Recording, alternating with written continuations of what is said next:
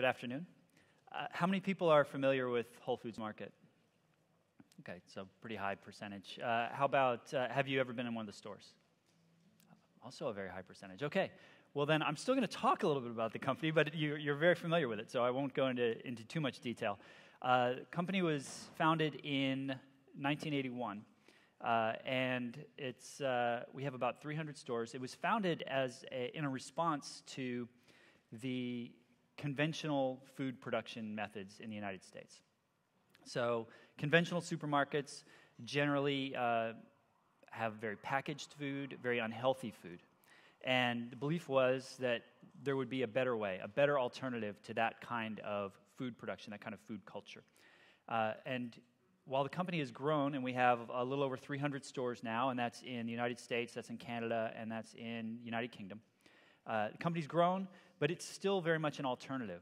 As big as we feel like we've gotten compared to where we started, we're still just a couple percentage points of the overall grocery market in the United States. So the company always has a very kind of alternative mindset to itself. And while it may seem like a big chain to some people, we still view ourselves as the little guy in competing. So it's 21st century business. This is a 20th century photo, or two 20th century photos. You can see on the left, that's the first Whole Foods Market in Austin, Texas, where we're still based. And then on the right, we have a team member stocking produce. That's probably in the mid-'80s. And one thing that you can see there, perhaps, there's a mirror in the back. Makes it look like there's a whole lot more tomatoes than there really were. So in the early years, it's very challenging getting organic food, getting natural food, unprocessed food. Those supply chains were not as prevalent as they are now, right? So I'll take us to the 21st century. That on the left is our store at our headquarters. Our corporate headquarters are actually right above that store. That's the building in the back there. And that is about 4 blocks away from that original store. And then on the right, you see something that's a little more representative of our typical produce section now. We still have bearded team members quite frequently, but right. This is just a kind of an interesting picture from the company's history. This is in the company's first year of existence, and there was a flood in the store. There was one store, and the store flooded. Downtown Austin flooded. And it was so bad, it was in the evening, and one of the store founders, Renee Lawson, she actually had to swim out of the store.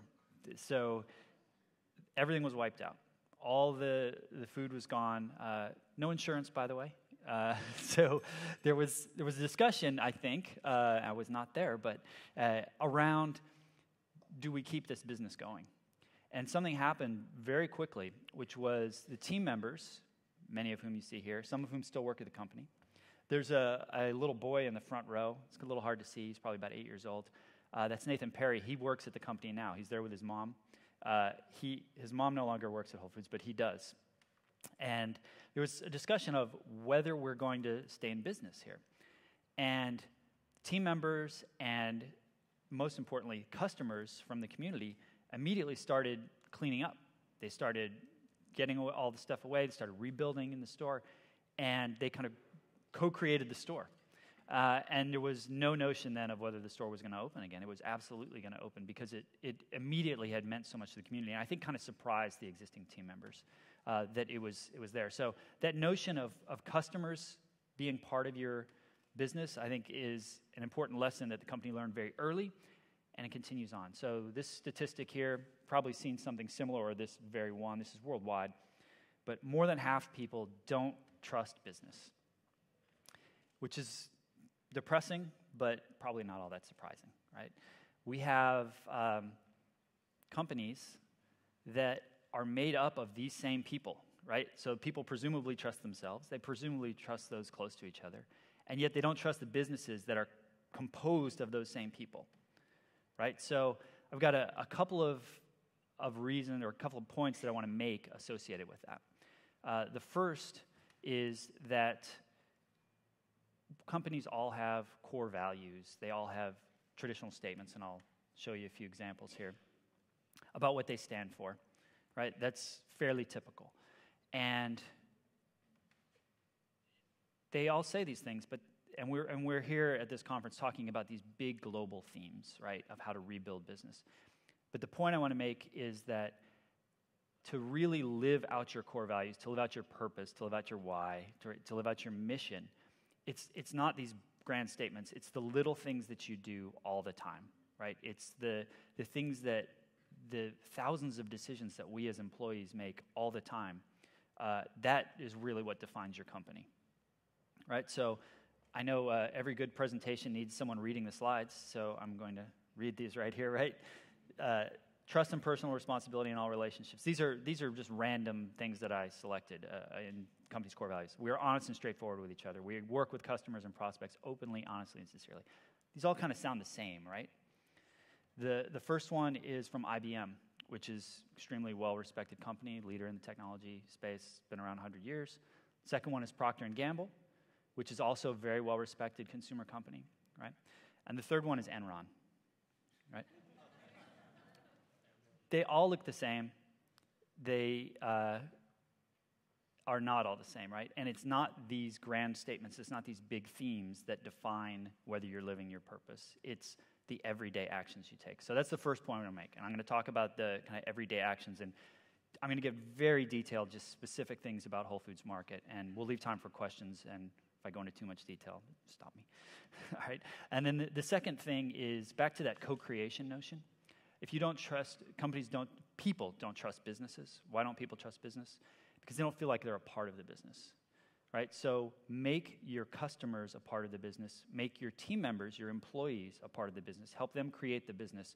You will trust customers, team members will trust businesses that they feel truly a part of, that they feel truly empowered with. So that's the second point that I'm going to get into, right?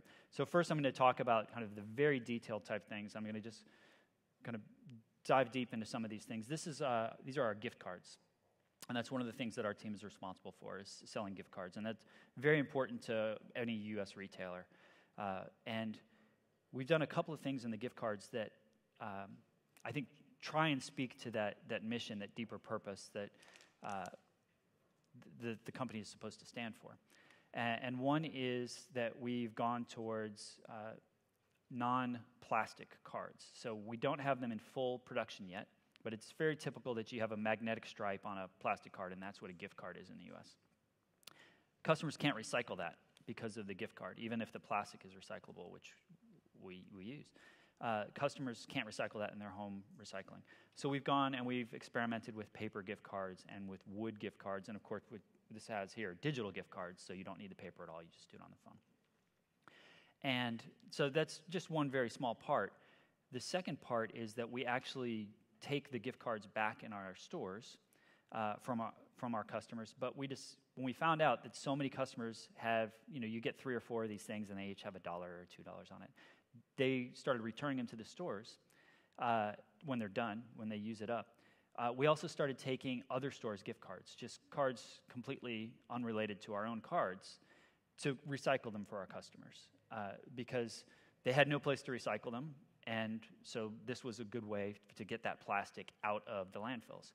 So we've had, between our own cards and competitors' cards or other cards, about 250,000 gift cards recycled so far. And the team members are very excited about this because it helps our customers, but it gets this plastic out of the system, which is what they want. Now we'll hopefully get to a better system of cards, like I mentioned, paper cards that are recyclable. But until we do that, we've got this kind of interim step in place. Related to that, we are working on, another thing that we do with those cards is kind of the key point, that we have, we'll just reuse the same card. So we'll have a card, somebody put it in, somebody return it to us with no value. We'll just take that same card and give it to someone else. Team members love to do that because then they don't have to keep track of that card. They don't have to recycle it. We don't have to send it to somewhere to be recycled. What it does for us that is not good is we lose our ability to track that card, right? We don't know how long this card has been in circulation, if the same person used it, if how much money has been added on at one time. We don't know any of that because the card has changed hands. And we decided we don't care. right? We would love to know that information, but it's more important that we are able to just use less resources there. So at some point, we'll have a system in place that does a better job tracking, but the enthusiasm that we had for using less of the resource was more important, right? So that's something that has a financial implication to us that is negative, but it is so good for our customers, negative in its own right, I guess I should say, but it's so good for the customers and so good for the team members, importantly, that it's not an issue. So we have a foundation here that you'll see. This is a nonprofit started separately by the company. So the company will fund this nonprofit, and it's called the Whole Kids Foundation, and it is about getting better food into schools, right? Healthy eating for children in schools. So this is set separately. We just launched this foundation. Nobody knew about it, right? We talk about it in the stores. People don't find out about it. So we needed a way to promote this. So we're going to promote the Whole Kids Foundation, and we were talking about ways to promote it and how we would spend money to promote this. And we realized that when we were doing that, we're spending money to promote something that's going to happen in the schools. But that money is not going to the schools. It's not going towards healthier food. It's just going towards awareness. And that was not a good way to spend that money. So we came up with the notion of, what if we had a daily deal? Right? So this is a daily deal we ran with Living Social, which is, I think Groupon is probably more popular here, but it's that type of deal, right? So we were going to use the proceeds from the deal with Living Social to fund, we had to actually make the donation to the Whole Kids Foundation. So by doing this, we got the awareness that we were seeking to get and helped the schools. The money went directly to the schools, but we essentially used this mechanism to get the awareness out, right? And so here's the deal. We sold 1 million of these in a little under a day. It was, at the time, the fastest selling daily deal ever. And I'm just going to keep saying that, and the faster one comes along, don't tell me. And so we promoted this on all of our channels. And we had an internal discussion about, do we want to promote this to our own customers, right? The theory behind the daily deals is you're going to acquire new customers. So does it make sense at all to talk about this to our customers? And ultimately, we decided it did. And there were a couple of reasons. The one reason is, these are the people that are going to care most about the Whole Kids Foundation. So even if it hurts, we don't acquire as many new customers because we're going to have a limited number of these to go out. If we're going to have a limited number of these go out, we wanted them to go to the people that are going to care most about the Whole Kids Foundation and spread that word about the Whole Kids Foundation. So that was one. The second one was, well, what message are we sending if you're a follower of us, you're a fan of us, whatever the terminology is, and you don't find out about the deal from us, it goes to someone else. You've essentially been punished for interacting with us on social media. And that, of course, is not the message we want to send. So even though financially, in the short term, it may not be the best result for this particular deal, we felt like it was the best thing to do overall for our community. And so that's just an example there. All right, so then back to this kind of co-creation notion. We took the $500,000. We asked customers what they wanted to do with the money. So we're going to donate it to Whole Kids Foundation. How should Whole Kids Foundation spend that money? And this is just a simple way to get people more engaged, right? They're creating the mechanism of how to spend this money. So we had it go to grants in the schools for gardens so that individual schools could grow their own food there. We have salad bars in the schools. We have teacher education. These were the things that people voted on.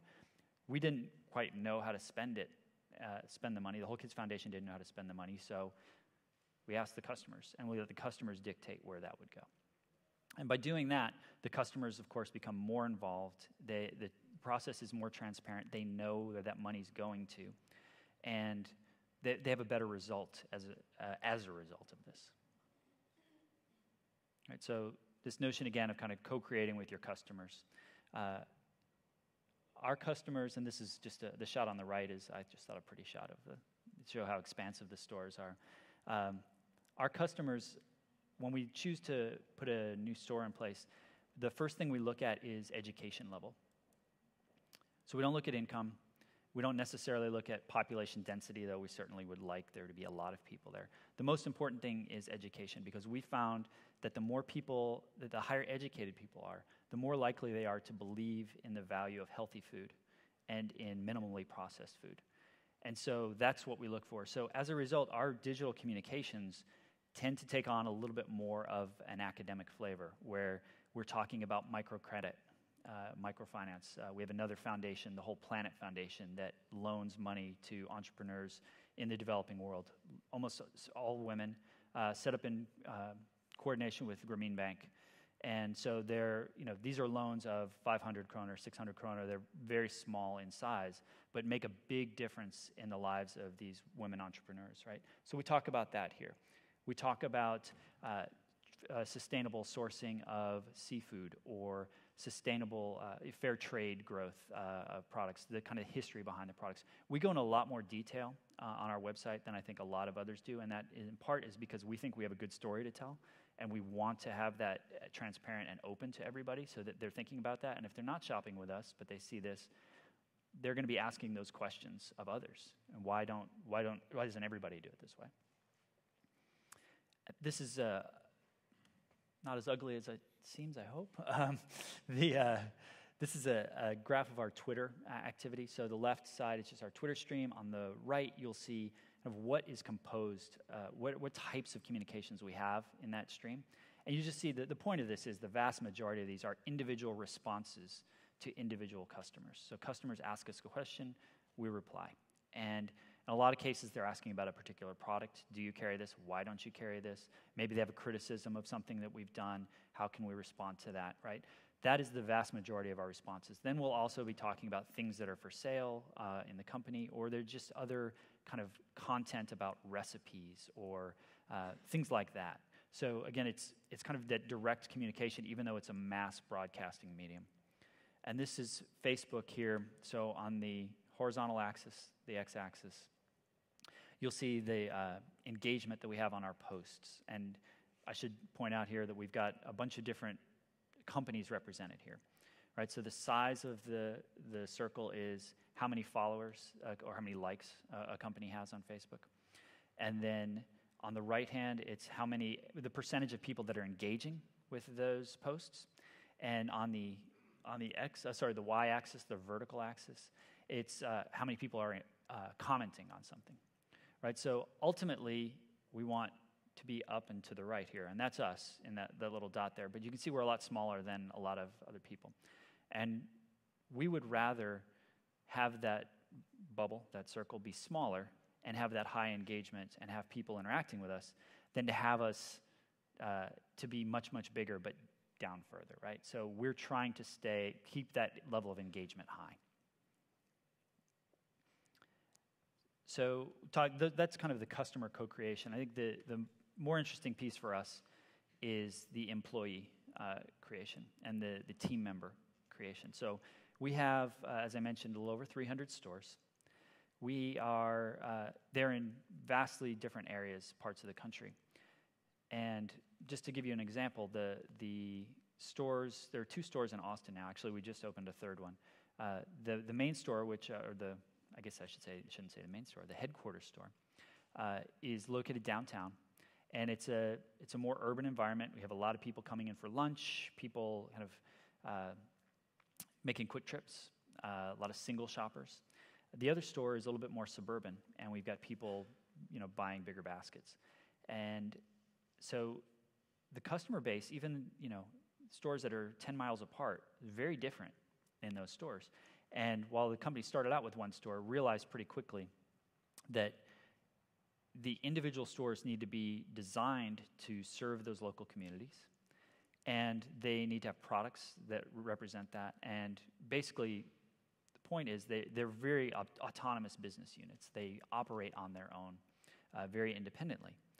So what works in one store may not work in another. So we get to this trust of employees notion. That breaks down if there's only one way to serve the customer. If there's only one option on how to do this, it's not going to work. The individual employee needs to feel like they can serve that customer however they need immediately, right? So there are a few ways that this is kind of manifested. The stores operate very independently, as I mentioned. There's also to engender that trust, to make sure that everyone truly feels trusted. There are a couple of things that the company has learned over time. The first one is that the salary information of all the team members is transparent. So that includes the CEO, that includes the senior executives and team members. Any team member can go in and look up any employee, any other team member, and see how much money they made from the company in the past year. And that came about because there was a lot of mistrust early on. There was a belief that these team members are working in retail in a grocery environment. They're not making a ton of money, and here are the executives raking all this money in. And finally, the executive said, "Well, wait a minute, that's not true, and let's show you." So it's an open book, right? And that kind of creates that kind of trust for the employees to know that they have a good idea of what they make, and they also see what's rewarded and what's not rewarded at the company. Another way that this happens is that any new team member that comes into Whole Foods Market has to be voted on by their team members. So if I, as a leader, as a team leader, want to hire someone, it's not just me, "Hey, I like you, come work for this team." There has to be an interview process. It's all panel interview, so the entire team is there. This poor person comes in, and they're bombarded with questions from all directions, and maybe they get hired, maybe they don't. Let's say they do get hired. They have 90 days to impress upon the rest of the team members that they deserve to stay at the company and belong. So within 90 days, the team, not the team leader, the team takes a vote as to whether or not they want to keep someone or let them go. So you're also, as a new team member, taking a leap of faith here that perhaps you've left another job to come in here. You need to do a good job, but the team is really responsible for that. And of course, what that does is it creates a more cohesive team. It creates an environment where you are working to make sure that your team members respect you and that they want you to stay. And what it does also is really makes all the team members a part of the overall process. So by doing that, team members are much more involved, they're much more engaged. I think it gets back to that original trust issue, right? If a team member is not trusted to work and to serve a customer however they deem fit, or they're not trusted, they don't feel like they are empowered, they're not going to do a good job for the customer. And if they feel like that their fellow team members are not doing a good job, then the whole thing breaks down. So really, it's very interconnected. We actually have something called the Declaration of Interdependence. So the education panel was very interesting of the argument between independent thinkers and interdependent. So our Declaration of Interdependence, fortunately, is longer than the Declaration of Independence, but I think that the actual U.S. Declaration of Independence, but I think that's a consequence of the complexity of interdependence. So those are the types of things that I think, they're very specific to Whole Foods, as I mentioned, may not work everywhere, but the idea is to pull the team members into the process, pull the customers into the process so that they are the ones creating what the company is and ultimately serving the higher purpose of the company. This is just a final example here. This is from our store in Maui, and I wanted to underscore the point that the individual stores act very autonomously. I used Maui on the hope that I would get invited out there to confirm this. But so you'll see that there's a store webpage, there's a Facebook page, there's a Twitter page, all of these independent things that are run solely from the Maui store. Now there's 300 examples of this. Again, I wanted to go to Hawaii. But they're very independent. So you're going to see things specific to that store, personalized for that store. And in Austin, Texas, where we're headquartered, we have no idea what's going on there unless we go there. They don't have to check with us. We don't check with them. We trust that they're going to do right for the customer, and they trust that we're going to do right as well. So that's the big thing I want to get back. So again, kind of the two main points about this trust issue. One is have the customers and team members, and I'm switching the order here, but have the customers and team members be a part of the creation of your company, which then will increase that trust. And then the other point is it's not the grand mission statements, it's not the Declaration of Interdependence, it's not all these big things, it's the little things that everybody's doing every day that help define the company. And that's what I have for you, and I'd love to take any questions if there are any.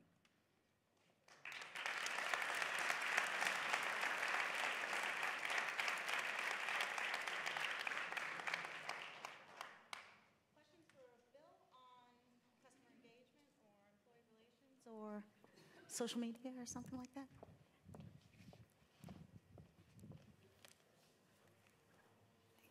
Hi, I'm Morten. It's a nice business you have going, and I just wonder if you have this all the stores are individual stores, run differently. How do you manage to keep something in common? So our founder, our co-founder and CEO, John Mackey, talks about a yogurt culture, which is, and culture in two meanings there, right? So when a new store opens up, it is largely populated with existing team members from other stores to kind of get that common process, the common way of serving customers across. So just like you use that yogurt starter culture and you can use it to make more yogurt, that's the metaphor. There is coordination certainly across the stores. So the company's divided up into regions, and each region will organize those types of things across the company. But there is similarities. There are similarities, but there's a lot of variety too. So it's just kind of making sure that when a new store comes into place, that culture is transferred. And if we're not doing a good job, right? One of the key things I think about the culture question and the core value question is, if you're not living those, if you're not doing things in conjunction with it, what you say are your core values, the trust breaks down very quickly. And we've had that happen. So it is a matter of getting that rogue store assimilated back into kind of the overall philosophy of the company. Thank you. Yeah, Josephine. Sorry. Hi, my name is Josephine Campbell. How do you choose new markets, new locations for new stores? Okay. Well, new locations are largely about whether we think we can have the food infrastructure in place to provide good organic and natural products in a specific market. So there's two ways that can happen. One, it's in an existing market, which is a little easier. So if we want to put a new store in New York or Chicago or a place like that, that's relatively easy in that we know we have the food system or the distribution system to do that. It's just, it gets back to the education levels and where we would put the store. And we do all the normal retail things of analysis of traffic and those types of things. The more challenging one is when it's a new market, it's a new area, and how would we choose to put something in there? It would go back to the demand that we would see for the type of food that we sell, but also can we serve it? Can we meet that demand? So when we went into London, we actually bought an existing natural food supplier, a natural food store who had about 5 smaller stores, much smaller than our average store. But we bought them to acquire the knowledge of the local market and to work with them on how we would ultimately open up stores more like our other stores, the larger stores. So it's twofold depending on whether it's an existing market or a new market.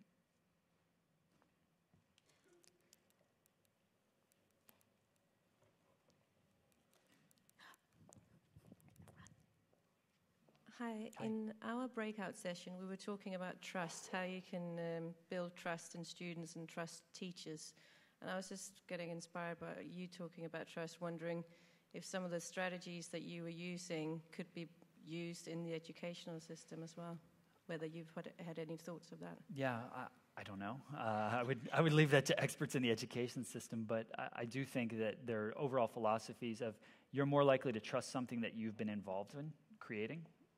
So whether that means students actively participating in the creation of a curriculum or something like that, I think that's quite possible. I think you're also more likely to have trust when you just know the transparency of the process behind something or the purpose of something.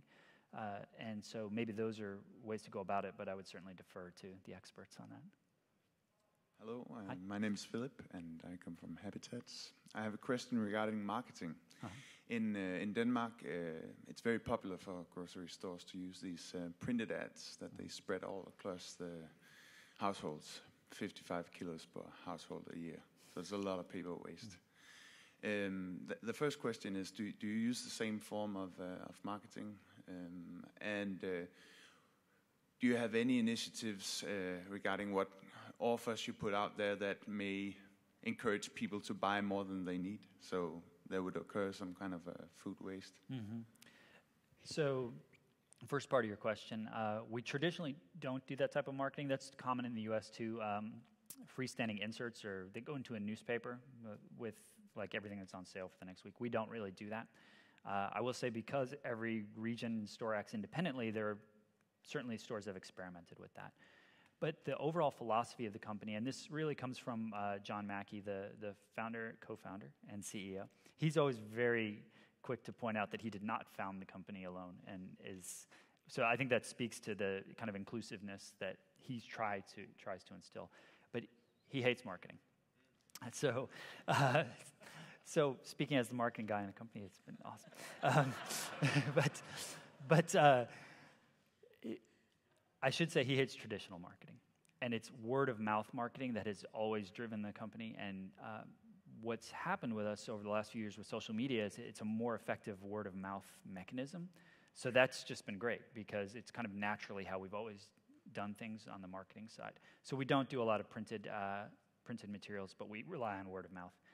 The second part of your question, food waste, that's a problem, and that's a problem for us, because we do create a lot of, we make a lot of food in our commissary. So a lot of what we sell are ingredients to be cooked, but then we also do a lot of prepackaged food that we make.